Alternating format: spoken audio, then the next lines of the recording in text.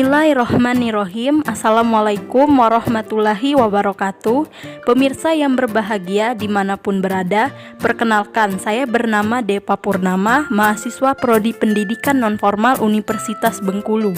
Ingin berbagi pengetahuan yang berkaitan dengan pendidikan anak usia dini dalam rangka peningkatan kualitas sumber daya manusia Indonesia ke depan. Materi pengetahuan hasil perkuliahan pendidikan anak usia dini, dosen Bapak Dr. Muhammad Ilham Abdullah, dosen Universitas Bengkulu. Pemirsa yang berbahagia, mari kita simak penjelasan materi berikut ini dengan judul Teori Belajar dan Pembelajaran Anak Usia Dini. Teori belajar dan pembelajaran anak usia dini. Pengetahuan tentang teori belajar dan pembelajaran bagi anak usia dini bermanfaat tidak saja bagi guru pada lembaga PAUD, tetapi juga bermanfaat bagi para orang tua dan orang dewasa lainnya yang memiliki tanggung jawab dalam membelajarkan anaknya dimanapun dan kapanpun. A. Makna belajar melalui bermain bagi anak. Bagi seorang anak, bermain adalah kegiatan yang mereka lakukan sepanjang hari. Karena bagi anak, bermain adalah hidup dan hidup adalah permainan. Anak usia dini tidak membedakan antara bermain, belajar, dan bekerja. Anak-anak umumnya sangat menikmati permainan dan akan terus melakukannya dimanapun mereka memiliki kesempatan. Sehingga bermain adalah salah satu cara anak usia dini belajar. Karena melalui bermainlah anak belajar tentang apa yang ingin mereka ketahui dan pada akhirnya mampu mengenal semua peristiwa yang terjadi di sekitarnya. Menurut Piaget dalam Majesty, bermain adalah suatu kegiatan yang dilakukan berulang-ulang dan menimbulkan kesenangan atau kepuasan bagi diri seseorang. Sedangkan partner memandang bahwa kegiatan bermain sebagai sarana sosialisasi. Diharapkan melalui bermain dapat memberikan kesempatan anak bereksplorasi, menemukan, mengekspresikan perasaan, berkreasi, dan belajar secara menyenangkan. Selain itu, kegiatan bermain dapat membantu anak mengenal diri sendiri dengan siapapun ia hidup serta lingkungan dimanapun ia hidup. Setiap anak tentu saja sangat menikmati permainannya tanpa terkecuali. Melalui bermain, anak dapat menyesuaikan diri dengan lingkungannya dan dapat menjadi lebih dewasa. Sedangkan menurut Bahler dan Danziger dalam Roger dan Sawyers berpendapat bahwa bermain adalah kegiatan yang menimbulkan kenikmatan. Sedangkan Freud meyakini bahwa walaupun bermain tidak sama dengan bekerja, tetapi anak menganggap bermain sebagai sesuatu yang serius.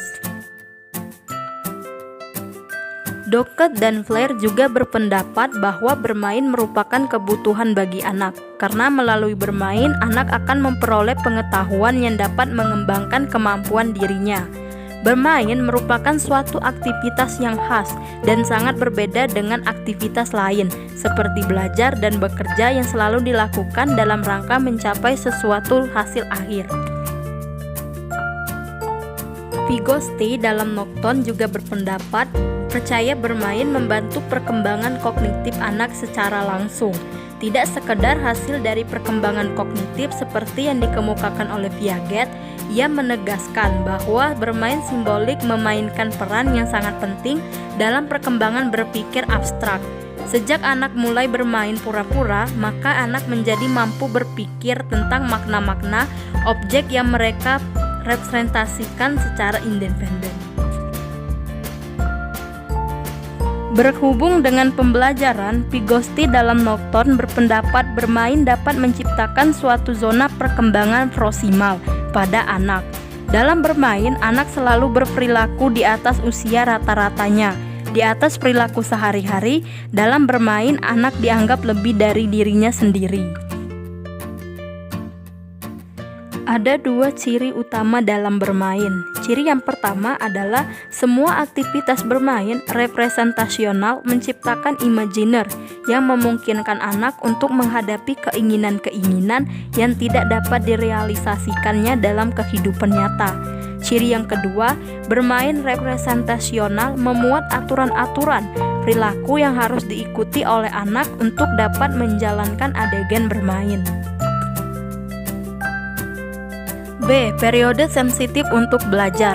Anak dalam tumbuh kembangnya melewati periode sensitif yang merupakan masa awal untuk belajar. Periode dan kesempatan seperti ini tidak akan datang untuk kedua kalinya.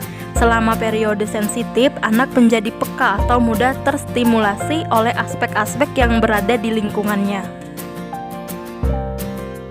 Montessori telah menandai bahwa anak-anak tumbuh dan berkembang melalui sejumlah tahapan berupa ketertarikan dan keingintahuan terhadap sesuatu yang disebut sebagai periode sensitif, di mana mereka menjadi bangkit minatnya terhadap aspek-aspek tertentu dan lingkungannya. Montessori dalam Seldin telah mengidentifikasikan beberapa perbedaan dalam periode sensitif yang terjadi dari mulai lahir sampai usia 6 tahun. Setiap perbedaan itu mengacu pada kecenderungan yang mendorong untuk memperoleh karakter khusus. Contohnya, pada masa-masa awal tahun pertama kehidupan anak, umumnya mereka berada dalam periode sensitif dalam bahasa. Mereka sangat perhatian pada apa yang diucapkan seseorang dan bagaimana cara orang mengucapkannya. Setiap periode sensitif adalah khusus dan bersifat mendesak memaksa, dan sekaligus memotivasi anak untuk fokus secara sungguh-sungguh pada beberapa aspek tertentu pada lingkungannya, setiap harinya tanpa menjadi lelah atau bosan. Jelasnya, ini merupakan alamiah yang pasti pada anak yang membantu mereka untuk mengembangkan keterampilan dan bakatnya, merupakan bagian yang tak terpisahkan dengan faktor-faktor keturunan sebagai manusia. Montessori dalam Seldin mengatakan masa ini merupakan kesempatan yang terbatas. Selama periode sensitif, anak dapat belajar sesuatu yang baru, memperbaiki keterampilan baru atau mengembangkan aspek kemampuan berpikir otaknya tanpa rasa sakit dan hampir tanpa disadarinya. Bagaimanapun, periode sensitif adalah sesuatu tanpa transisi. Sekali anak telah menguasai keterampilan atau konsep yang telah diresapnya, periode sensitif terlihat lenyap, sehingga jika anak tidak diperlihatkan pada pengalaman stimulasi yang benar, kesempatan itu akan hilang begitu saja. C. Pembelajaran pada pendidikan anak usia dini. Kegiatan pembelajaran pada anak usia dini pada hakikatnya adalah pengembangan kurikulum secara konkret berupa seperangkat rencana yang berisi sejumlah pengalaman belajar melalui bermain yang diberikan pada anak usia dini, berdasarkan potensi dan tugas perkembangan yang harus dikuasai dalam rangka pencapaian kompetensi yang harus dimiliki oleh anak. 1. Hakikat program pembelajaran pada anak usia dini.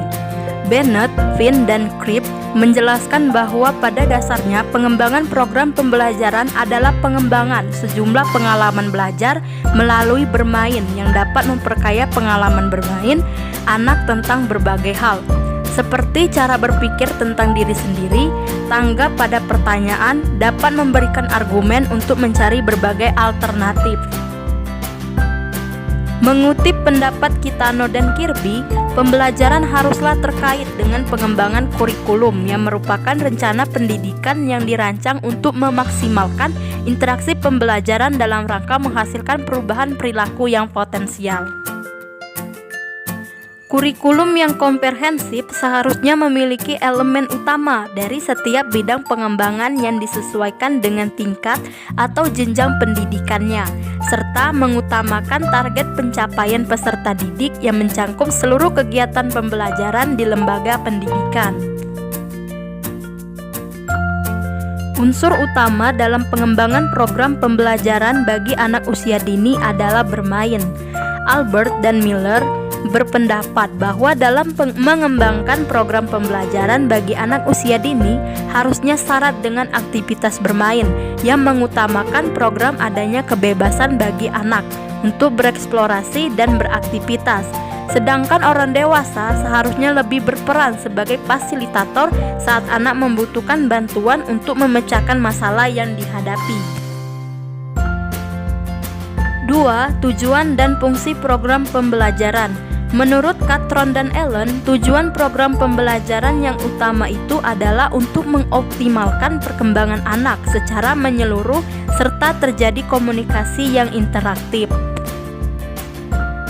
Selain itu, tujuan program pembelajaran adalah membantu meletakkan dasar ke arah perkembangan sikap pengetahuan, keterampilan dan kreativitas yang diperlukan oleh anak untuk dapat menyesuaikan diri dengan lingkungannya dan untuk pertumbuhan serta perkembangan pada tahap berikutnya.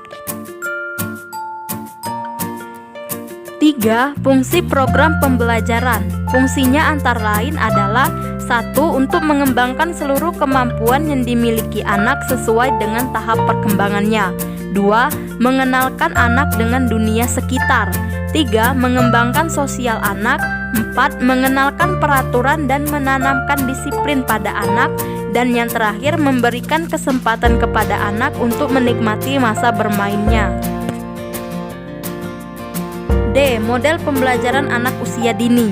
Model pembelajaran anak usia dini memiliki 2 jenis model pembelajaran, yaitu yang berpusat pada guru dan pembelajaran berpusat pada anak. Pembelajaran yang berpusat pada guru diprakasai oleh Popdog, Skinner, dan tokoh-tokoh behavioris lainnya.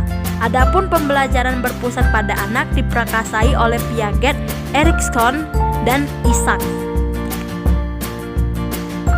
Beberapa pokok pikiran tentang belajar dan pembelajaran.